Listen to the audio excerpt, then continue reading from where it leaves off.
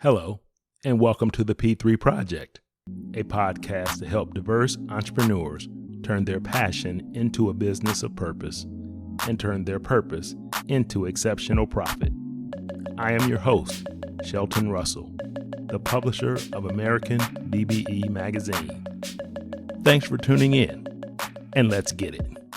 Oscar, welcome to the P3 Project podcast. It's great to have you today. Well, thank you, Shelton. I'm happy to be here. All right. Good. Well, we've known each other for many years, and I've seen your business continue to grow and thrive. So I'm looking forward to learning more about what's going on with your business today, and also talk about some of these things that's going on with the news as we speak. I know in your background you've had a long career, but one of your stops along the career was in the Air Force, where you retired as a captain in the U.S. Air Force and was an air traffic control manager and led air traffic control operations at the 1988 Summer Olympics. So tell us a little bit about that, and then, because we're going to use that to jump into what's going on in Washington, D.C. with the recent crash between the helicopter and the airplane. Oh, thank you so much, Shelton. I was selected to manage the 1988 Summer Olympics in South Korea. With that in mind, I managed a TRACON that provided air traffic control services up to 24,000 feet, 48,000 cubic miles of airspace. And what's a TRACON? TRACON is a terminal radar approach control facility. We have three levels of air traffic controllers. Mm-hmm. One is known as en route. Mm-hmm. The second level is known as TRACON. And then the third level is known as control tower operations, which basically manage the airport traffic area. About 5 miles radius, 3,000 feet high. That is the airspace. So I was selected to manage the operation in South Korea, which was a major accomplishment. We were able to support on a daily basis 13 countries that flew in and out of, at that time it was Kimpo International Airport, but today they have a new airport down in Incheon. But when Kimpo was the primary airport in Seoul, South Korea, we provided approach control services and limited en route services for departures going back across the Yellow Sea and also over the Japan Sea. So you rose through the ranks in air traffic control operations in the Air Force. So. Yes, as a matter of fact, I was ahead of my class, and I was able to complete my air traffic control training. Plus, I always maintain dual certifications. I'm one of the very few air traffic controllers that have certifications both in TRACON operations and also control tower operations. So I can float between control tower and go downstairs and work in a TRACON that manages airspace up to 100 miles out, and sometimes the airspace can go up to 36,000 feet.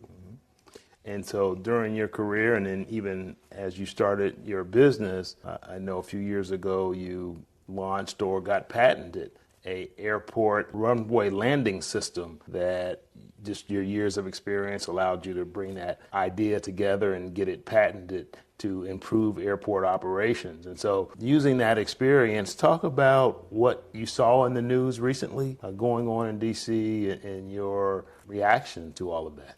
Well, first it started with runway congestion at Reagan National Airport.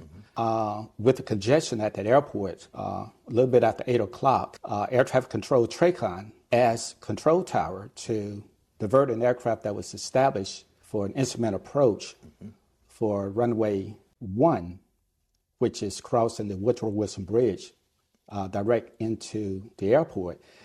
The controller was asked to transfer that aircraft over to runway 33. And normally this meant that there was traffic that needed to take off for this to occur. So when we think of air traffic control at Reagan National, the discussion has been focused on the control tower, but the control tower was trying to assist TRACON operations, which was departure control and arrival control, to push aircraft out and to bring aircraft in. So with the aircraft engaged in a mishap, since it was a small aircraft, it was a simple decision to make to move that aircraft over to a shorter runway, which it could manage to land, versus moving a 737 to a shorter runway. Okay. And that would allow for an added departure. Now, all of this is part of the congestion that takes place at Reagan National International Airport.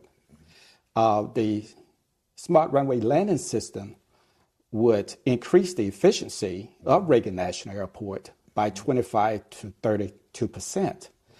That would avoid having to move an aircraft to an intersecting runway, which is a dangerous operation anytime an aircraft crosses a primary runway. Even with two airplanes. So, Even with two aircraft. Yeah.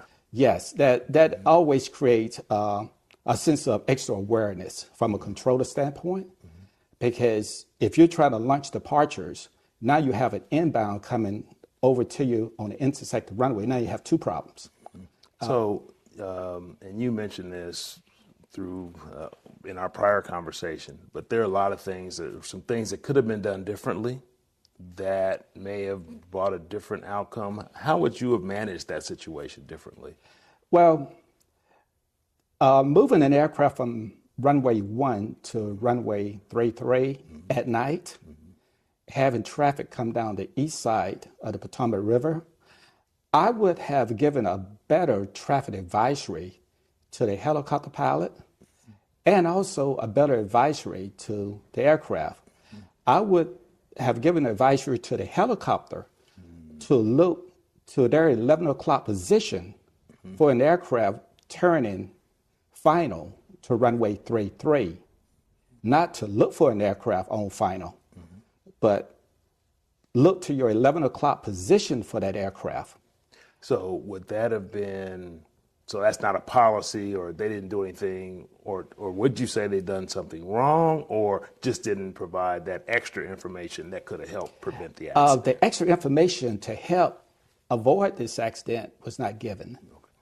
The information that was given was correct information, but at night, and you moved an aircraft off the primary to runway 33, additional questions regarding, or with traffic flying up and down the Potomac River, experience that aircraft crossing that path at night.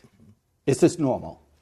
And since you mentioned that, well, I heard that this helicopter, that's a routine training operation, but probably not routine where they're moving aircraft. So maybe they had done this run many times before where there wasn't. That is correct. Okay. We don't know the experience of the pilots on board the helicopter, so I cannot assume that they were familiar with traffic crossing them at night or ever crossing their path on this route, this low-level route. But what did happen was that the helicopter identified traffic, but it's still unsure whether the helicopter identified the correct aircraft. But by giving it a clock position, that aircraft is on downwind turning final to runway 33, the pilot would know where to look. And my experience as an air traffic controller, both fully qualified in every position, is that there's never enough information that you can give. You can always add more information, especially doing night operations. Understood. So you've heard a ton of pundits on TV and podcasts, radio, talking about this. What haven't you heard about this situation? That is the main item that I haven't heard. I haven't heard why would pilots wear night vision goggles in an airport traffic area. Okay. But these are things that you wear conducting nighttime operations outside of a control zone or airport traffic area.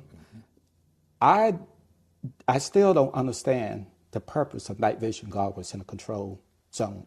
And for those of us who've never worn those, you would think I could see better with night vision goggles. So tell me why I wouldn't want to wear night vision goggles in this situation. Well, I don't know whether that improved your vision, whether that blocked some of your peripheral vision, whether the moonlight provides that additional brightness. But flying over Washington, D.C. at night with night vision goggles on, I would prefer seeing someone with the eyes out the window. Yeah. I'm thinking in DC, there's lights coming off the runway, lights coming off the, And the glare airport. coming off the river. Yeah, yeah. So Yes. So the experience level of the pilots is something that would be looked at, the experience level of the controllers. There have been questions about why would an air traffic controller work a helicopter and an aircraft? And I laughed when I heard this on television because that's your job. There's only one controller that works anything that flies. That's called a local controller. If it's flying, the local controller works it. So I'm hearing experts say that should have been a controller that worked the helicopter. I'm saying, well, I don't think that person is actually an expert. Because in a control tower, there are three primary positions, and you have a supervisor.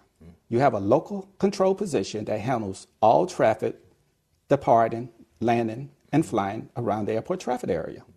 The second position is a ground control position that handles all movement on the surface, including vehicles and aircraft. And the third position is your data controller, and some people refer to it as the local assist controller that keeps the sequence of flight operations moving because you're constantly changing the sequence of events. Everything you're talking about is in motion. So there's no number one, no number two all the time. There's a constant change in the sequence. So the data controller assists the local controller in knowing who's number one, who's two, three, and four. And that can change 5 times in 30 seconds. Wow. And the local controller is a busy position, well-skilled, well-qualified, because not only are you talking to one aircraft, you're talking to anywhere from 8 to 12 to 16 aircraft at a given moment. And you are responsible for the movement of those aircraft while operating in that airport traffic area. And also, as aircraft are entering the VFR entry points, if they're flying visual approaches or VFR. And also, you're responsible for the radar traffic that's coming and going out the airport. So you have a lot of noise in your ear from all of these aircraft. In addition, the data controller is managing the coordination between TRACON downstairs so that you can build a space between arrivals so that you can you can launch a departure. And again, all of this is constantly going on. You need space to launch a departure, but if you have arrivals 3 miles separation, then you don't have that space. And I know today, like aircraft, you can go down to 2.5 miles separation, but that doesn't help the flow because you can only have one aircraft on the runway at a time. So if you have 2.5 miles separation and the first aircraft lands, before that aircraft gets off the runway, that second aircraft is going to go around. Our technology, known as the Smart Runway Landing Systems, allows that first aircraft to come off on a high-speed exitway to allow that second aircraft to land safely without going around. Understood. So now you mentioned one word a few times: qualified, trained, assist each other. But there was some discussion around DEI's role in, discussion from our new president, mentioning that DEI may have played a part in this accident. Is there any truth, or in your view, is there any way that could be part of the issue here? No. To work local control, you're basically training for about 3 to 4 years to stand in that position. Okay, you have a lot of responsibility. The failure rate to get to that position, some say it's 25%, but it's 25% at the academy. But once you get into the field, you still have attrition to work at that level. So that percentage can go up to like 35, 37% of the washout to stand in that position. It's a very difficult position. Again, we're dealing with aircraft that's in motion, anywhere up to 15, 12, 8, 7, sometimes 3 or 4. But you have to be able to engage as the traffic increase. You have to engage in that increase. So There is no DEI associated with that. That is skill, that is training, and we train monthly in air traffic control. That is a career field that you're constantly training. Prior to going to work in a control tower, there is a briefing by the supervisor. The supervisor get briefed on the traffic conditions and the weather conditions upstairs. Then the supervisor briefed the controllers downstairs on those conditions.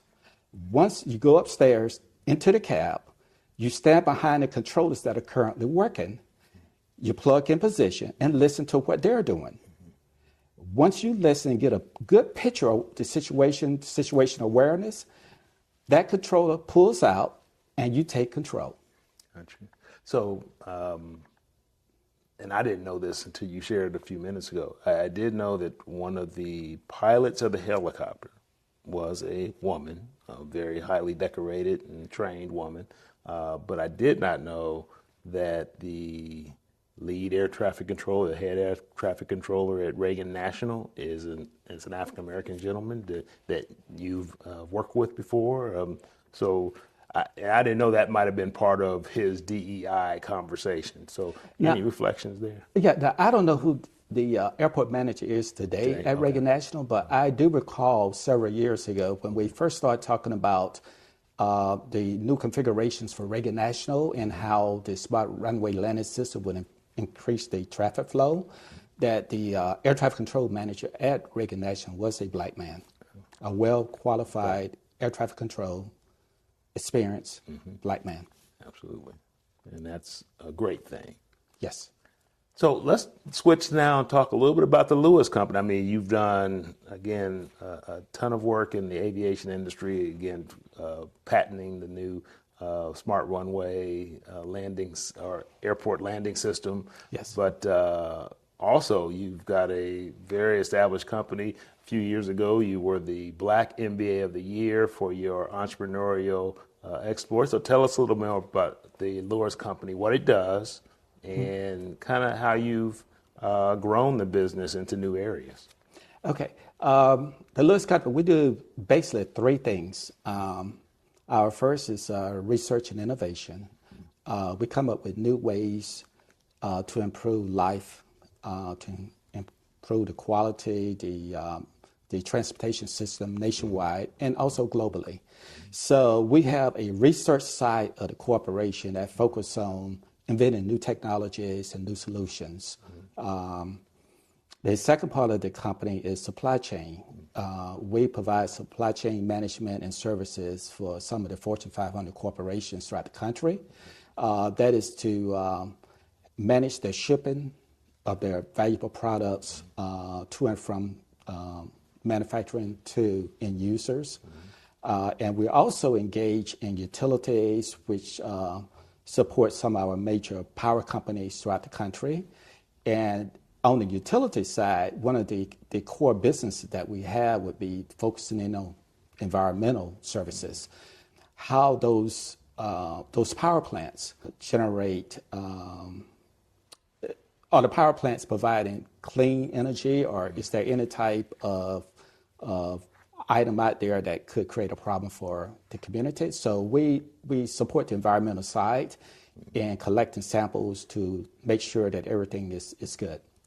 I know you did a lot of work on coal ash here in North Carolina and around yes, this area. we work with one of our customers is Duke Energy, and we work with Duke Energy as part of the coal ash cleanup to take a look at some of the things they're doing as far as removing coal ash and just testing the soil and the water to see the effects on that. Right. Well, great. And I know your son, you're working on the next generation, got your son running 100 miles an hour down in Orlando. Yes, my son runs my Florida operations out of our Orlando office, and he provides services to 14 to 16 job sites, environmental sites throughout the Panhandle, from Apalachicola, Tallahassee, all the way down into Lake Wells, Florida, and Apaca. Nice. Always nice when the next generation takes an interest and gets involved. Yes, and And I'm glad you mentioned that because one of the things we have done over the past year was to purchase a ranch. And I purchased that ranch for a 500-year generational plan.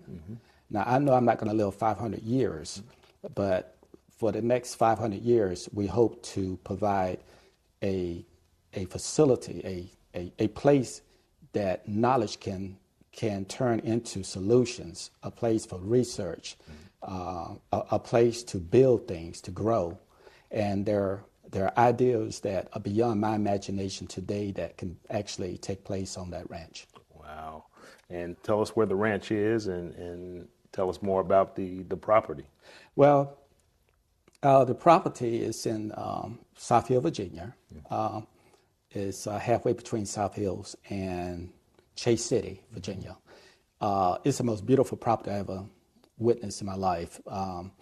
Back in the 1700s, Queen Charlotte fell in love with that property. And many of the places around there are named after her. Mecklenburg County is named after Queen Charlotte. Charlottesville, Charlottetown. And she loved the area so much that all the way into North Carolina, we have Charlotte, North Carolina, and we have Charlotte, North Carolina, located in Mecklenburg County. And that's Mecklenburg County, Virginia, that you're in. I'm in Mecklenburg County, Virginia, and that's how much the land is valued. People haven't walked on that property in 200 plus years. Wow. So So tell us all the stuff that you have going on out there. First, we coming up this spring, we should have up to 50 to 75 students from various universities come up to plant our second crop. This is an annual event. So we want to give our graduating seniors going out into the world the opportunity to actually spend a day on the farm and not only plant the crop, but discuss ways of how we can utilize the farm. And that's part of our nonprofit, Lewis Gill's nonprofit. So that will take place around the second week of April. We have planted crop this first season. I learned a lot because I grew up on a farm, but I lost that skill. So a lot of things I made a mistake on. And I learned from that. So not to plant everything at the same time, for one. Dust off your chops. Your farming. Yeah, you can't plant everything because everything gets ripe at the same time. Now, what are you going to do with all this surplus food? So what we actually had to do, we basically gave it away. And we, when people drove past the property, they would come on the property and, pick some vegetables. And that's what we did. But now I learned better. So we'll space the crop out. Then we added some livestock to the property. So we have cattle. So I'm now a cattle farmer. And we hope to grow the herd as we go forward. We have water, natural spring water on our property. We have 12 natural springs on the property. We also have 3 creeks that pass through the property that flows down into the Lake Gaston. But with those natural springs, that's an opportunity for us to draw water from the ground and bottle that water to sell to markets that are short of fresh water. In particular, the islands. If an island doesn't have like mountains or volcanoes on it, then it's pretty hard to have fresh water on a flat island. So most of the water is being flown in, barged in. And I think those are markets in the future that we can take a look at. But we have an abundance of water. Wow. And it's great to hear that you're partnering with HBCUs on that as well. Any particular ones that you're working with more than others?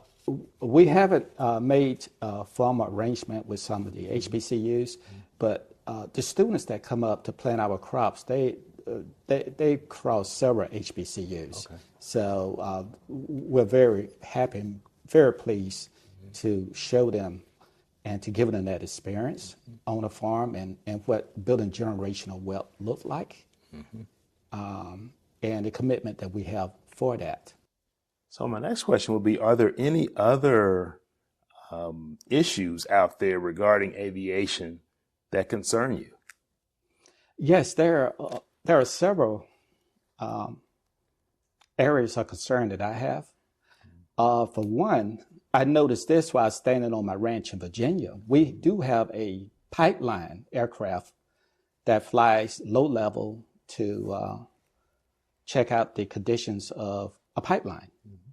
That aircraft crosses about once a week, but at the same time, we have low level, high speed military jets in that same airspace.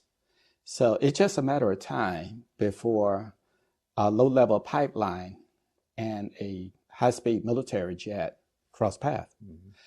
I know that some of the airports, for example, when I worked in San Antonio, we had a pipeline to the south of Randolph Air Force Base runway, and pipelines would cross from the south going east-west. So tell me what a pipeline is. Colonial Pipeline, natural gas. They have aircraft that have to check that pipeline weekly to make sure that there are no gas leaks. But those are low-flying aircraft.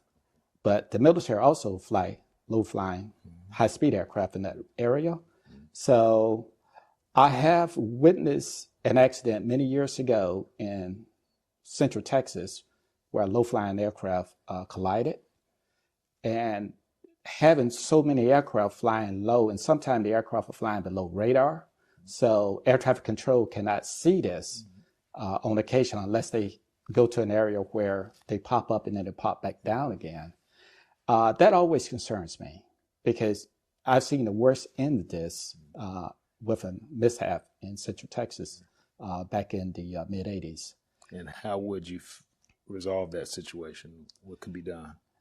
I think it's better education, both at the military installations and the civilian airports. Now, this is one thing I used to do on weekends, would fly out to flight service stations to provide safety briefings on high-speed, low-level flights in the area. So I've traveled up and down Central Texas at some of the general aviation airports, giving safety seminars on traffic and what to expect.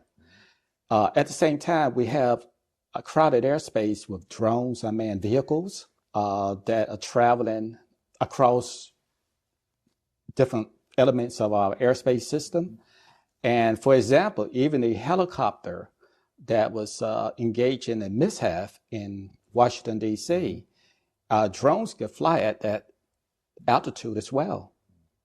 So I'm not saying drones are flying inside the airport traffic area, but outside the airport traffic area, a drone can be at that elevation that could cause an accident as well. The other concern I have, and I've noticed this, but it's hard to pin down, when you have multiple airports sharing the same airspace. For example, you have two airports that have overlapping airport traffic areas. The coordination between the two separate control towers can be a little fuzzy at times because who's controlling what? Right.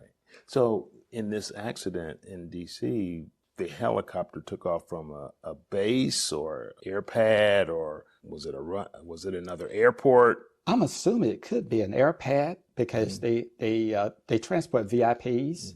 So I'm assuming it's an air pad somewhere in the district that it was flying from and going to a location. And so would an air pad only communicate with the air traffic control at Reagan National, or would they have their own? No, they don't have any form of air traffic system. Okay. So it's the pilot that would check in and maintain contact with the control tower. But with overlapping airspace, that always concerns me because you have two airports feeding traffic through the same airspace, and you count on both control towers to ensure that all aircraft are identified and aircraft are seeing other aircraft. And my final concern is that when we have airports in a terminal area, when one airport changes runways, then if the other airports maintain their current runway flow, now you got opposite flow of traffic. So you can actually have departures flying into arrivals. Yeah. Or you can have two departures flying towards each other. For example, since we're in Raleigh, North Carolina, so if Raleigh-Durham Airport changes their flow direction from north to south, but to the south of us, we have the Raleigh Jetport just north of Sanford.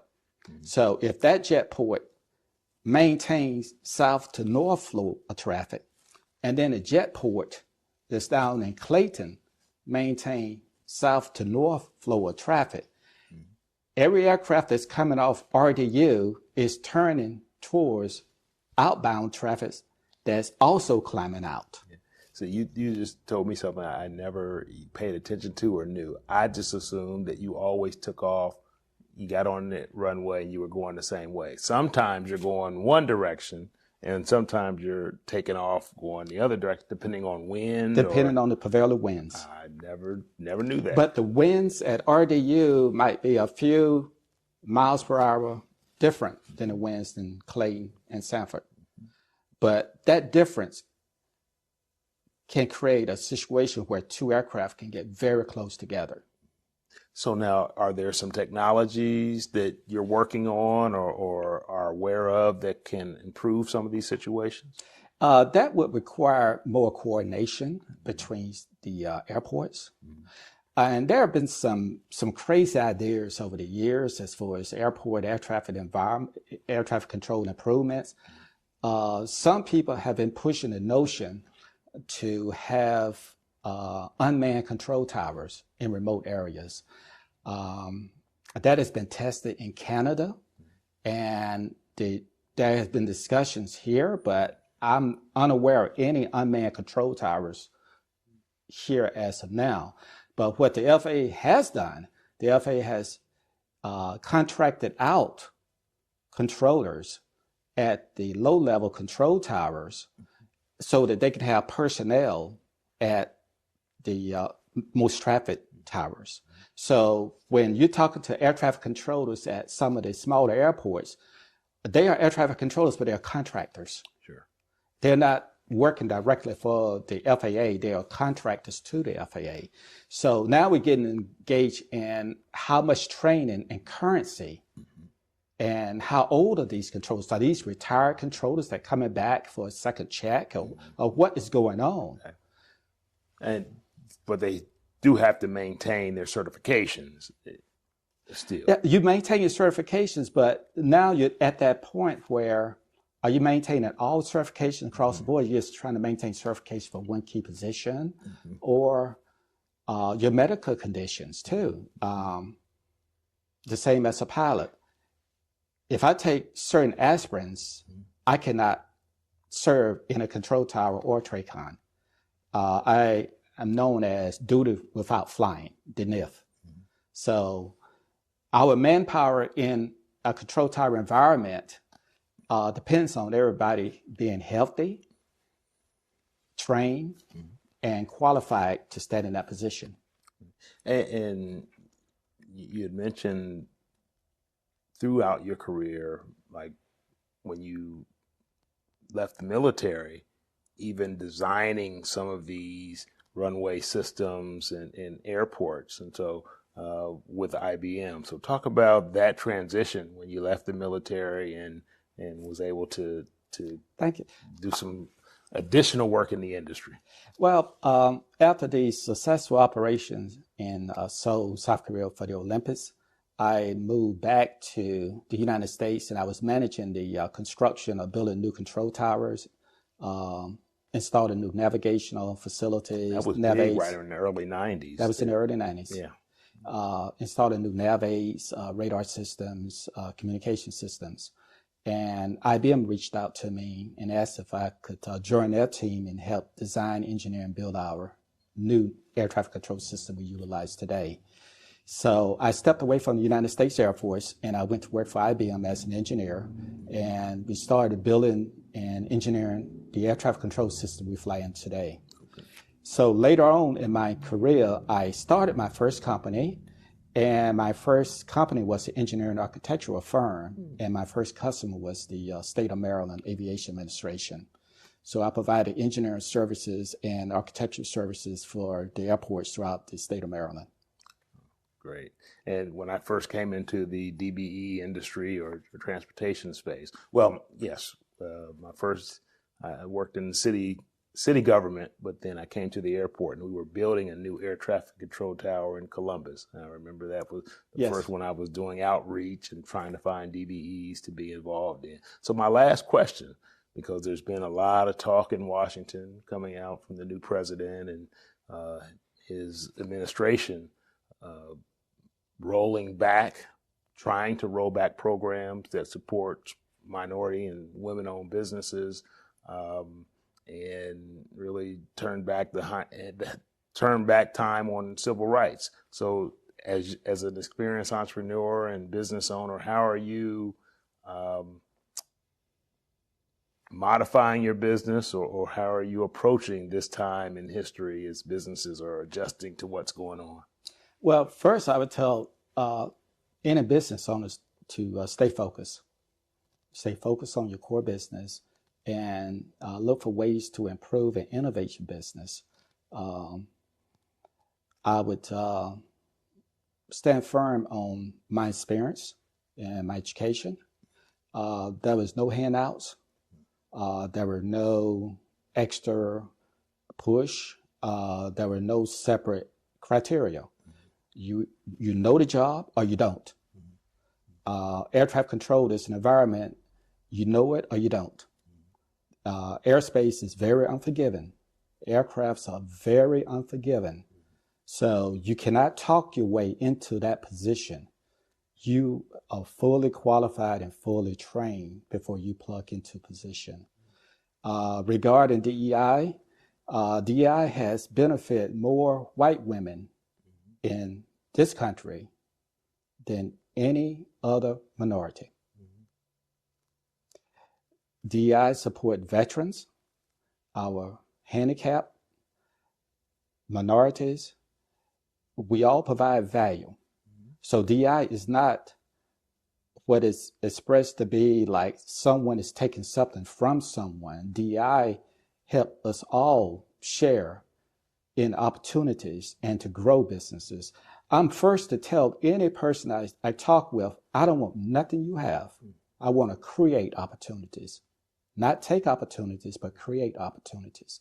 And I would encourage all businesses going forward to go with that mindset. I don't want anything you have. I want to help you grow opportunities and create new opportunities to put more people to work. Absolutely. And with that in mind, I think we can see some changes. No matter what the discussion is on DEI, we know the truth.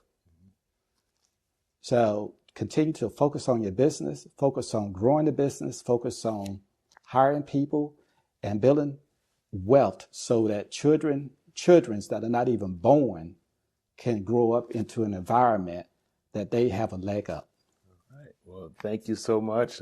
Great way to close. Thank you. I can't wait to get my boots out and come out on the farm and help you feed the cows, or feed the cows, do something, plant a crop, or do something like plant that. a crop, bale some hay. Okay. And but you wear working clothes now. I don't accept tourists on my farm. You come to work. All right. So if you step out the car, you need to have work clothes on. All right. All right. Thank you so much. All right. Thank you for this Appreciate invite. Mm-hmm. I invite you to check out previous episodes on Apple Podcasts, Google Podcasts, Spotify, or Stitcher Radio. You can also visit the podcast page on the AmericanDBE.com website to listen to previous episodes and learn more about our magazine publication.